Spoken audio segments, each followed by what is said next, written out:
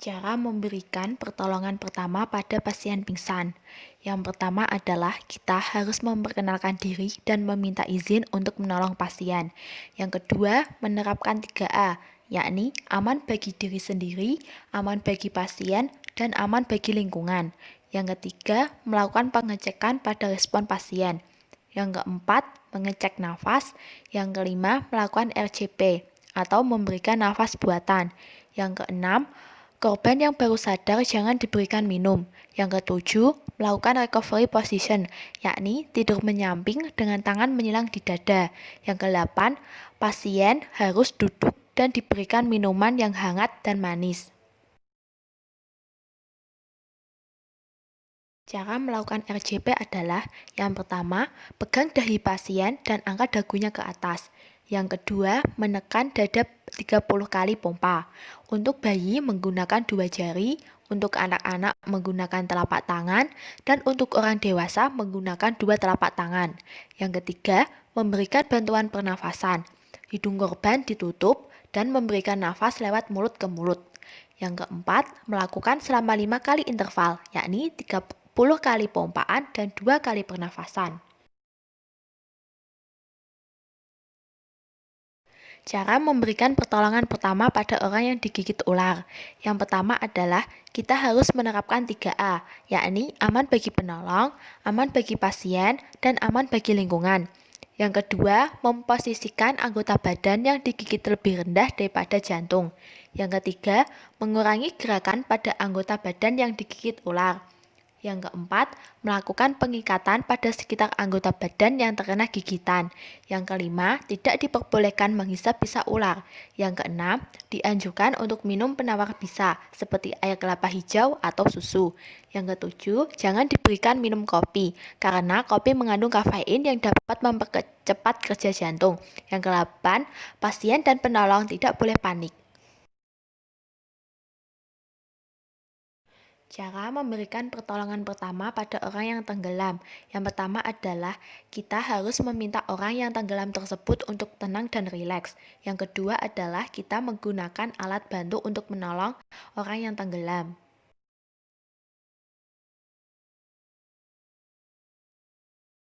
Larutan gula garam atau LGG. Larutan gula garam bermanfaat untuk mengatasi kurangnya cairan saat diare. Komposisi membuat LGG adalah air hangat 1 gelas, gula 1 sendok makan, dan garam sepucuk sendok teh. Aturan minumnya yaitu untuk balita 1/4 gelas, untuk anak-anak 3/4 gelas, dan untuk dewasa adalah sebanyak-banyaknya. Yang selanjutnya adalah pembidaian.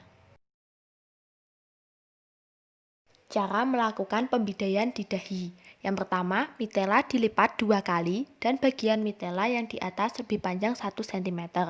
Yang kedua, mitela dibalik dan dilipat 1 kali lagi. Yang ketiga, lipatan tengah ditempel tepat pada luka. Yang keempat, mitela ditarik ke belakang dan dipelintir agar tidak lepas. Yang kelima, mitela ditarik ke depan dan diikat di atas luka menggunakan simpul 8. Cara melakukan pembidaian di temporal. Yang pertama, yakni mitela dilipat 2 kali dan bagian mitela yang di atas lebih panjang 1 cm. Yang kedua, mitela dibalik dan dilipat 1 kali lagi. Yang ketiga, lipatan tengah ditempel tepat pada luka. Yang keempat, ujung mitela yang bawah diletakkan di bawah dagu dan telinga. Yang kelima, ujung mitela yang di bawah ditarik ke depan dan yang di atas ditarik ke belakang, lalu diikat di atas luka. Cara melakukan pembedaian di mata. Yang pertama, mitela dilipat 2 kali dan bagian mitela yang di atas lebih panjang 1 cm. Yang kedua, mitela dibalik dan dilipat 1 kali lagi.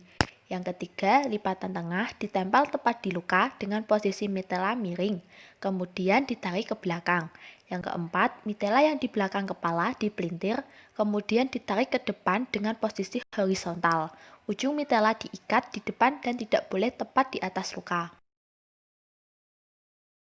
Cara melakukan pembidayaan di dagu. Cara yang pertama adalah mitela dilipat 2 kali dan bagian mitela yang di atas lebih panjang 1 cm. Yang kedua, mitela dibalik dan dilipat 1 kali lagi. Yang ketiga, lipatan tengah ditempel tepat di luka. Yang keempat, ujung mitela yang bagian satu ditarik ke atas kepala dan yang satunya ditarik ke bawah salah satu telinga, kemudian dipelintir. Yang kelima, tepat di atas telinga, ujung yang pendek ditarik ke atas dan yang panjang ke bawah dagu, kemudian diikat di kepala bagian atas. Cara melakukan pembidayaan di siku. Yang pertama, siku dalam keadaan ditekuk. Yang kedua, mitela dilipat 2 kali dan bagian mitela yang atas lebih panjang 1 cm. Yang ketiga, mitela dibalik dan dilipat 1 kali lagi. Yang keempat, lipatan tengah ditempel tepat pada luka.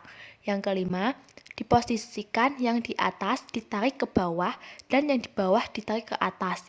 Kemudian disilangkan di siku dan mitela dikedepankan dan diikat di depan siku.